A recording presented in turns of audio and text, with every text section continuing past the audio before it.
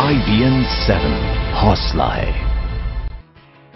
देश दिन भर में इस वक्त हमारे साथ देश के अलग अलग इलाकों से संवाददाता जुड़ रहे हैं। सबसे पहले दिल्ली में विजय चौक से नीरज गुप्ता हमारे साथ हैं, कनॉट प्लेस से मयंक प्रताप सिंह हमारे साथ हैं, मुंबई से निशात शम्सी और लखनऊ से शलभ मणि त्रिपाठी। लेकिन सबसे पहले चलते हैं नीरज गुप्ता के पास। Good morning Neeraj. Good morning Akash, शुक्रिया। सबसे पहले मैं अपने दर्शकों को बताऊंगा उस मोदी मंत्र के बारे में जो प्रधानमंत्री ने एनडीए सांसदों को दिया है। बड़ा सोचें, दूर की सोचें और राजनीति से ऊपर उठकर सोचें। संसद के शीतकालीन सत्र से पहले यही सीख प्रधानमंत्री ने एनडीए के तमाम सांसदों को दी है। साथ ही उन्होंने ये भी कहा कि जो स्वच्छता अभियान है उसे संजीदगी से लें और घर घर गांव-गांव तक पहुंचाएं। हरियाणा में बीजेपी की पहली सरकार के शपथ के दिन और महाराष्ट्र में बनने वाली अपनी सरकार से ऐन पहले प्रधानमंत्री मोदी ने एनडीए के सांसदों को चाय की पार्टी दी। मौका था दिवाली का जश्न। हरियाणा और महाराष्ट्र के चुनावी नतीजों के मद्देनजर बीजेपी और खासकर मोदी के लिए ये दिवाली बेहद खास रही, लिहाजा चाय पार्टी भी खास थी। इसमें एनडीए के तमाम सांसद शरीक हुए। प्रधानमंत्री नरेंद्र मोदी ने इस मौके पर एनडीए के तमाम सांसदों को स्वच्छता अभियान के प्रचार और प्रसार के लिए कहा। अपने संदेश में मोदी ने सांसदों को कहा कि स्वच्छता अभियान को लेकर वो अपने अपने क्षेत्र की जनता के बीच जाएं और लोगों को इसके प्रति जागरूक करें। प्रधानमंत्री ने स्वच्छता अभियान को सिर्फ सरकारी कार्यक्रम न समझ जनता की मुहिम बनाने की बात कही। माननीय प्रधानमंत्री जी ने सफाई से लेके स्वच्छता से लेकर के किस तरह से सांसद एक बड़े परिवर्तन का केंद्र बिंदु बन सकता है, उस पर उन्होंने अपनी चर्चा रखी।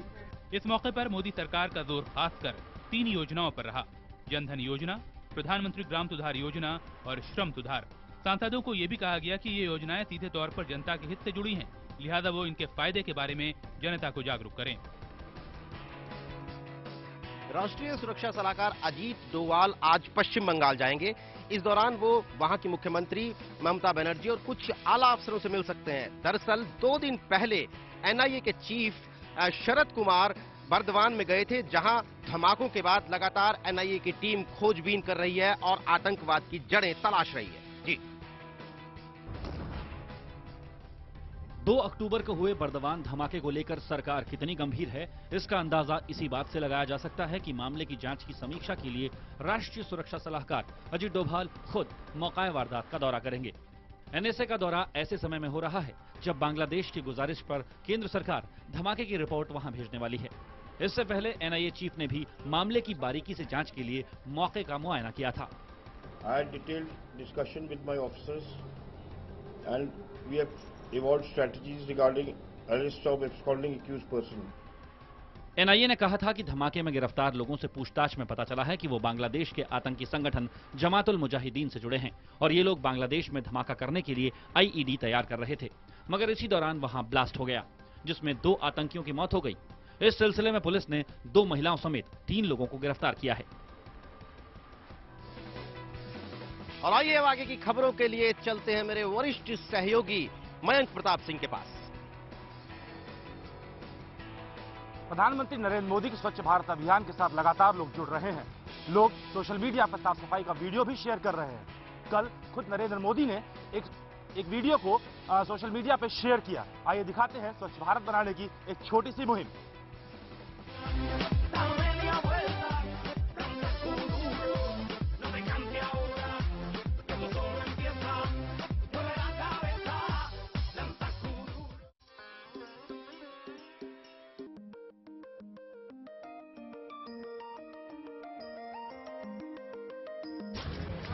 बहुत बड़ा रहा ना।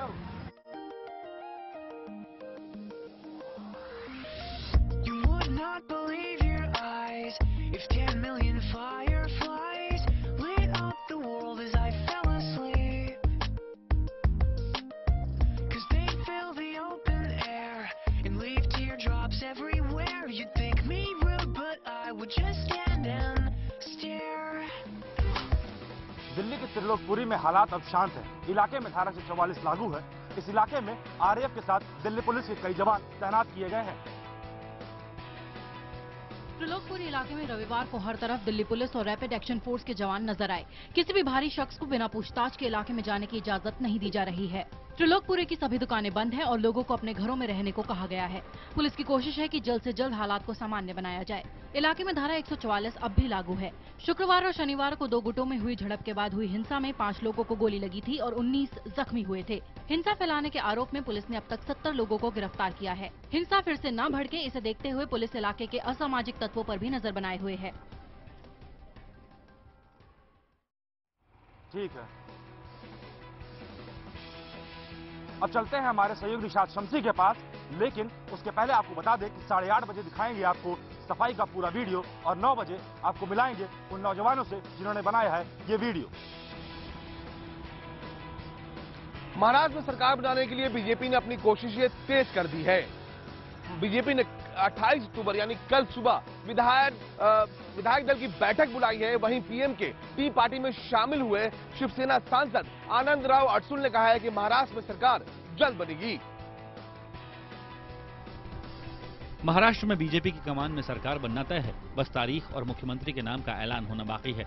इसका अहम चरण 28 अक्टूबर को पूरा होगा, जब बीजेपी विधायक दल की बैठक में नेता का चुनाव होगा। विधायक दल की बैठक में गृह मंत्री राजनाथ सिंह भी शामिल होंगे। शिवसेना के साथ सरकार बनाने को लेकर भी बातचीत जारी है।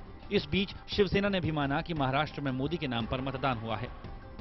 शिवसेना सांसद आनंदराव अडसूल ने टी पार्टी के दौरान प्रधानमंत्री से मुलाकात को काफी अच्छा बताया। उनका कहना है कि महाराष्ट्र में जल्द सरकार बनेगी।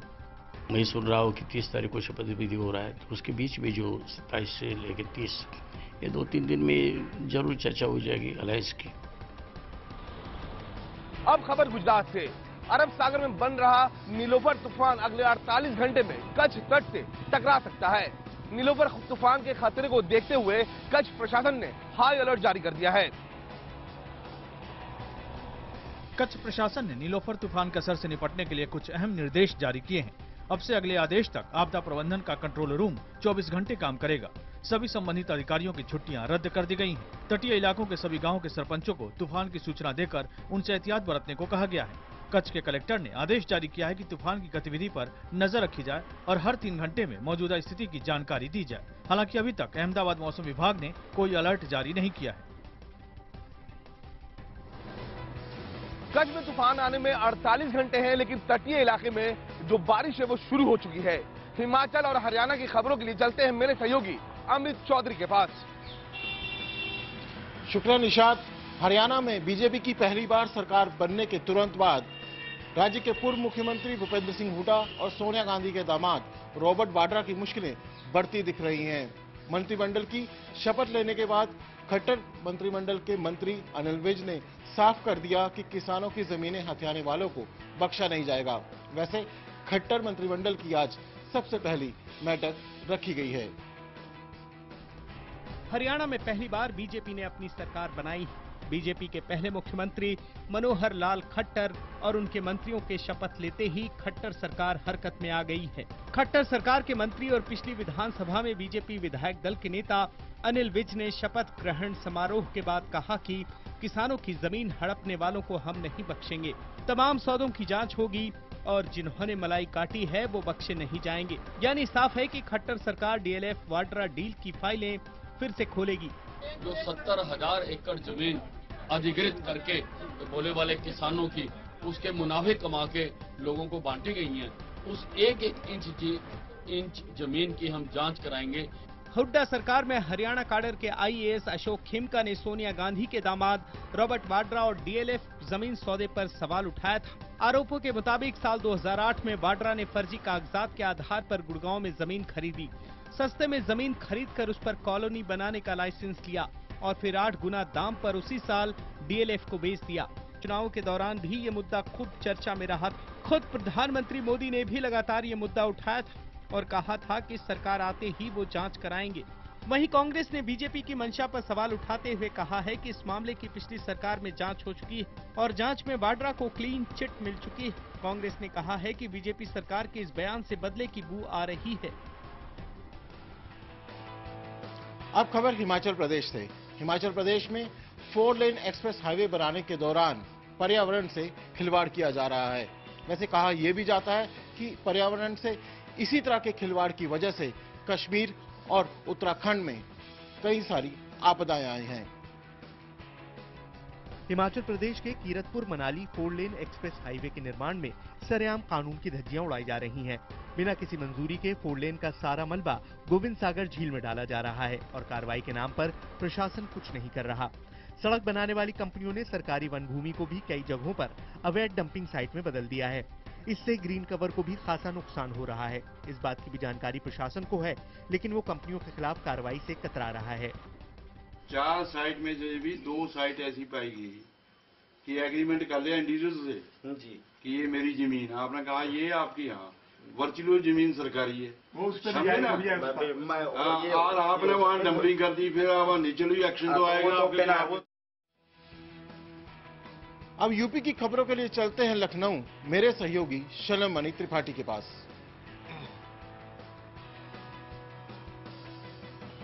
शुक्रिया अमित। उत्तर प्रदेश की खबरों की शुरुआत करेंगे कुंभ नगरी इलाहाबाद से, जहां इस बार लगने जा रहे माघ मेले में कई धर्मगुरुओं को सरकारी सुविधाएं नहीं मिलेंगी।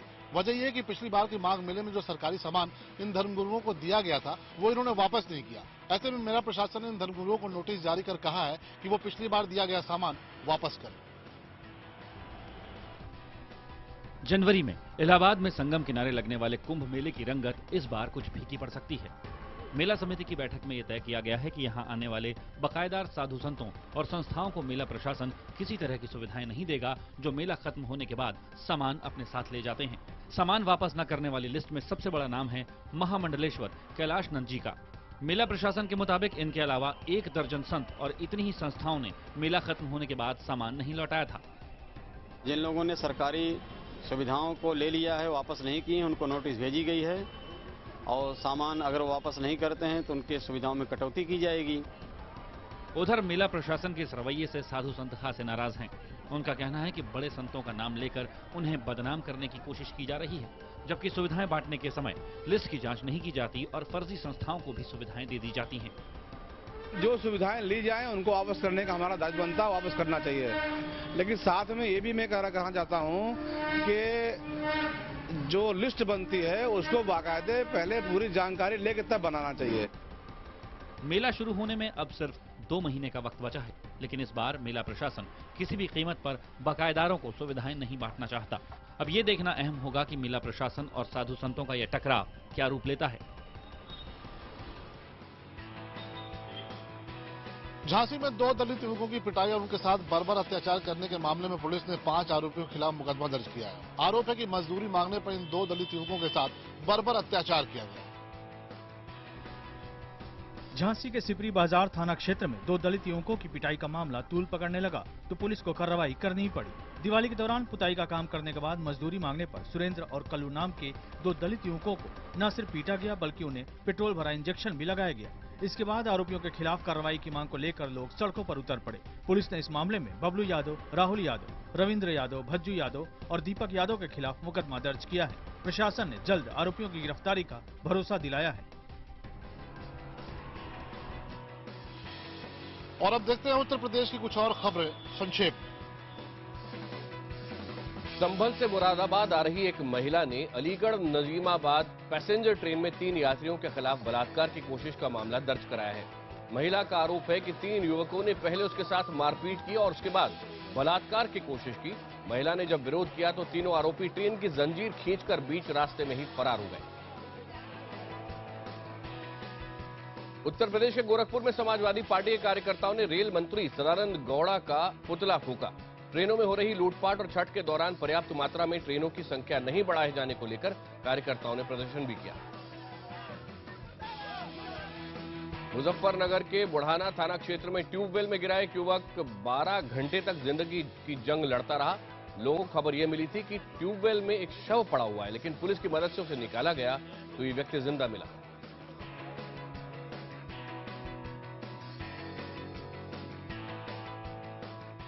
मथुरा के थाना राया इलाके के ककरेतिया गांव में एक युवती की हत्या कर शव को कुएं में फेंक दिया गया। बताया जा रहा है कि युवती का पड़ोस में रह रहे युवक से प्रेम संबंध चल रहा था, जिसका युवती के घर वाले विरोध कर रहे थे। फिलहाल पुलिस मामले की छानबीन कर रही है।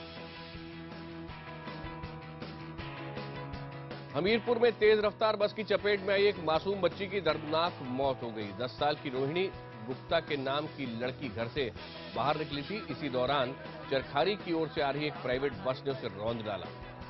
इसके बाद बच्ची की मौके पर ही मौत हो गई। नाराज लोगों ने आरोपी ड्राइवर को पकड़कर पुलिस के हवाले कर दिया।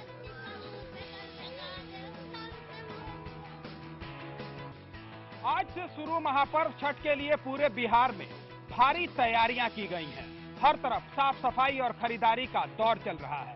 छठ शुरू होने से एक दिन पहले खुद मुख्यमंत्री जीतन राम मांझी ने पटना में गंगा घाटों का निरीक्षण किया। छठ में स्वच्छता और शुद्धता का खास महत्व है और इसी वजह से मिट्टी के चूल्हे और आम की लकड़ी के साथ ही पूजा की तमाम चीजें बाजार में खूब बिक रही हैं। लोग ज्यादा दाम देकर भी पूजा का सामान खरीद रहे हैं।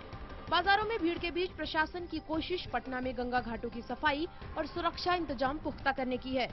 रविवार को मुख्यमंत्री जीतन राम मांझी ने आला अफसरों के साथ स्टीमर से घाटों का निरीक्षण किया। मुख्यमंत्री नासरीगंज घाट से लेकर गाय घाट तक गए और अफसरों को जरूरी निर्देश भी देते रहे। अभी तो हम लोग देख चुके थे 3 दिन 4 दिन पहले। उस दिन हम लोगों को थोड़ी कमी नजर आई थी, उसके बारे में निर्देश दिए गए थे। आज हम लोग देखे, जो निर्देश हम लोग दिया था उसका अनुपालन हुआ है। सफाई की व्यवस्था ठीक है।